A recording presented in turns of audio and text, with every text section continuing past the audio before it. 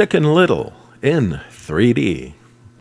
Chicken Little was actually Disney's first 3D movie, and when I learned of it, I just assumed it was rendered in 3D, being a CGI cartoon. But from interviews with the director, I learned, surprisingly, the 3D version was outsourced to ILM, just like A Nightmare Before Christmas. And more shocking, it was a late decision and a bit of a rush job. Now that surprised me because at the time there were no conventional 3D theaters to rush it out to. Dual projectors were installed in a handful of theaters for this release, though the 3D version wasn't widely seen. But here it began, the first 3D conversion. Now, the only moment where I think the conversion is obvious is on this crystal ball. In 3D, it looks like a stepped-on donut. To be fair, it does look like a rather challenging shot. Aside from that, if I had just happened to pop this on with no knowledge of its background, I wouldn't have guessed that this was a conversion. So much so that I wonder if ILM were provided some stereo foreground elements, and maybe a lot of their work was on matching the background composites.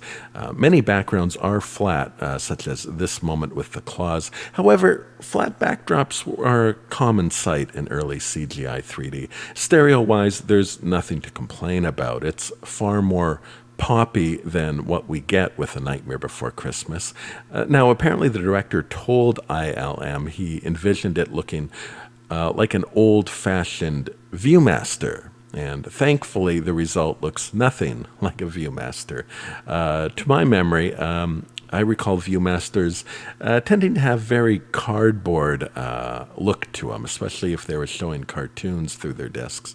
Now, the primary drawback I've found is the art is often a bit plain. There's often not much to look at.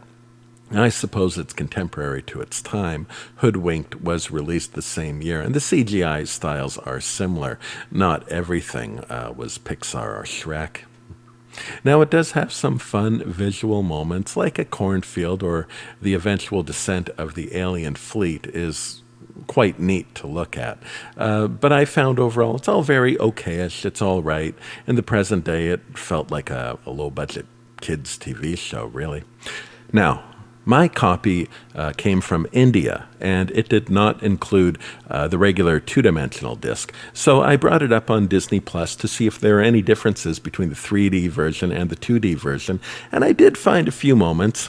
Now, notice here the 3D version adds blowing leaves to spice up this scene. Also notice the hexagonal space door. I wonder if that is a reference to the hatch door from It Came from Outer Space. And here, if you look closely, you see they made the claw bigger in 3D. And there's also another scene where they changed the aspect ratio of the blade, which is interesting. And also, you'll notice in this breaking sky, they flipped the cloud texture for some reason. And there's a joke about Tic Tacs that is a lot funnier in 3D. Now, aside from that little reel, most of the 2D movie is identical to The Left Eye.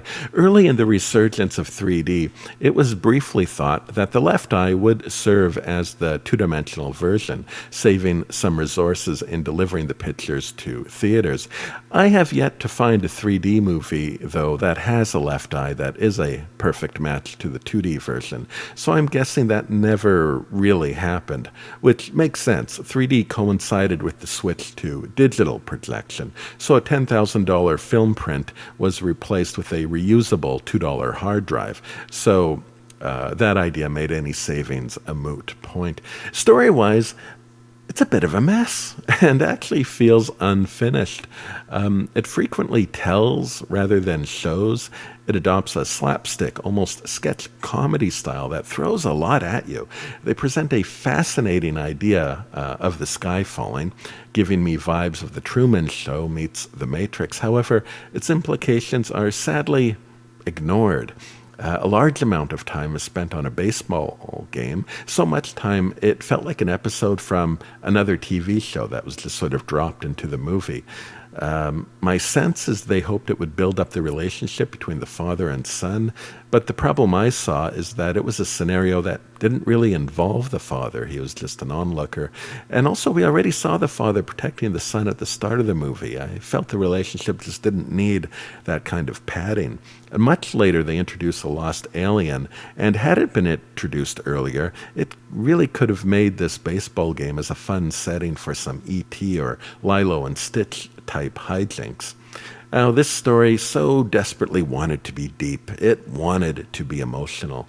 But the film's idea of profound is characters running up to each other and reciting what sounded like self-diagnosis from the DSM, which was bizarre. It often left me confused and just wondering if I missed the joke. However, it's still fun. There's still value here. Sometimes these broken movies are worthwhile because they give me room to imagine what I would have done with it. How would I have fixed this movie? What would I have done differently?